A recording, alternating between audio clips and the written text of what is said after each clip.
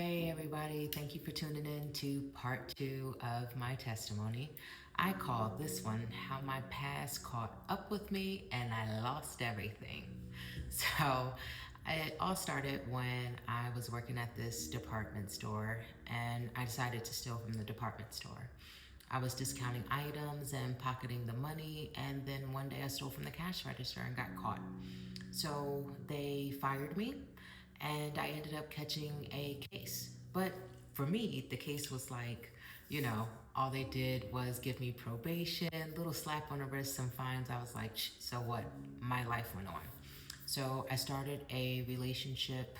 I ended up getting married and I had a child. Well, the marriage, it lasted for a while, but we ended the marriage because although it started off good, it started getting bad.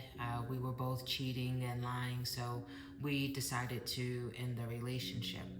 However, we still decided to continue to deal with each other just a little bit and, raise our son. So one day I was driving on the expressway and I forgot to signal as I was changing lanes. So I got pulled over by a police officer. And so he walks up to the car, give him my license and registration. He comes back and is like, ma'am, you have a warrant. And I'm like, what? No, no way. And so he double checks it and yep, I have a warrant. So I end up getting arrested on the side of the road. He takes me to the local jail. They give me some information and, they released me. So I'm like, okay, but they ended up towing my car.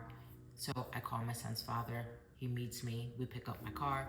And I'm like, this is just something like, I will clear up. That's it. I get a call from my probation officer and he gives me a date to come down and see him. Still, I'm not thinking anything of it. So, my son's father and my child, we all go to the probation office. And when I get there, he lets me know that I have a violation and I am getting arrested that day. And it completely blew my mind. I wasn't expecting to go check in, but not come back out. So I go into jail that day. I got to go through processing, so it takes a little bit to get through. So in the next couple of days, like I get processed into general population. I get a chance to like call my family. But during that time, my son's father finds out some things about me he's not happy with. He ends up as like, I'm done. So I'm feeling alone in jail. My family is kind of communicating with me, but like, not really. Um, so I'm starting to do my, time. I find out that I have to do 6 months in jail. I know that may not be a long time to others, but for me, it was almost like I was doing a life sentence. So um, I am in jail. While I'm in jail, I don't get to see my son. I got to see him initially, like maybe once or twice, but after that, I wasn't allowed to see him. And then my uncle, who is a pastor, began to come and visit me. And he's to tell me about God. And I'm like, okay. Then I found out they had like Bible studies in the jail. So I'm starting to attend the Bible studies and I'm like, oh, Jesus is good. Like I see him showing up for me, while I'm in jail. Great. Then comes my release date. Uh, and I get released. Now, mind you, during the time that I'm in here, I was renting a house. And so none of the rent or anything was getting paid, nor did I communicate with my landlords. So I lost my house, all of the belongings in my house, all my clothes, everything, it was gone. So when I got out of jail, I had absolutely nothing to go back home to. So I ended up staying with a family member. And while I stayed with that family member, I just felt like lost, alone. I literally lost everything. Didn't have my kid, no house, no job, no car. So what did I have to live for? So I tried getting myself together. I enrolled in school. And my dad's like, hey, if you go to school, I'll help you as much as I can. So my dad was giving me a little bit of money every month to kind of like help me out. And I was going to school. But that didn't help me with like the loneliness that I was feeling. I was trying to fill a void that had been created by the relationship that I lost. Not only with my son's father, but the person that I was cheating with, I lost that relationship as well. So there was a void. And I just felt empty. So at that time, Craigslist was super big. And so I got on Craigslist and I began to meet people. Bad idea. So I met several different men, went out with them, did whatever we did. And, you know, I was just jumping from person to person, situation to situation. And then I met this one guy and we clicked. I was always a weed smoker. I always smoked cigarettes. So, and it was like he did the same thing. You know, birthdays were like days apart. Like we were just best buds. So I started hanging out with this guy. So I'm hanging out with him. I'm going to school. Not really seeing my son, not being a mom at all.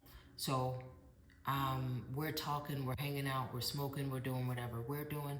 And one day he introduces me to this drug called Poly. If you know, you know.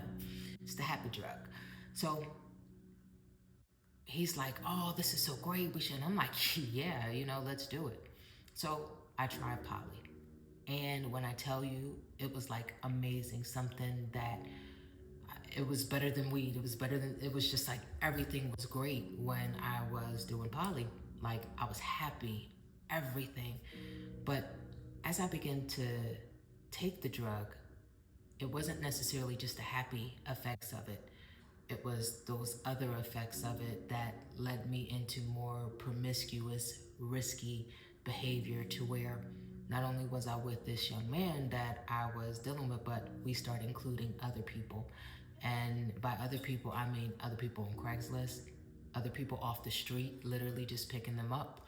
Um, and then it was like, okay, Poly was cool, but now let's try powder. By then, I didn't care. I was already doing that. As long as I was going to school and getting that little money from my dad, like life was cool. So I started getting into more drugs. And what started as I do something like once a month, then it became once a week. Then once a week became like twice a week. And then the money that I was getting from my dad, I was spending that on the drugs that I was taking. Um, I didn't necessarily care to be in contact with my son's father to check on my son because my world at that time revolved around the guy I was dealing with and the drugs that I was taking. Um, I ended up getting kicked out of my uncle's house because I began to steal from him. He had some jewelry in his house and I pawned some of his jewelry. He found out and I got kicked out. So from there, I ended up moving in with this guy. And so when I moved in with him, it was everything that I was able to kind of get away from by going back to my uncle's house after we did what we did.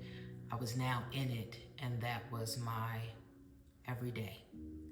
So I was doing drugs, wasn't being a mom, halfway going to school, only going to school just so I could get the monthly money from my dad. And also, you know, you would get like a refund every semester. All that money that I was getting, it was literally being used to buy drugs. Um, all morals that I had, all the things that I said that I wouldn't do, I began to do. I myself began to post ads on Craigslist, scantily clad, asking for sexual favors with different people. Um, and then one day, my son's father seen a ad. Well, somebody told him about seeing me on Craigslist. And then everything that I was doing that I thought was being hidden, it was now exposed. So I had to deal with the ridicule of being exposed. So stay tuned to part 3.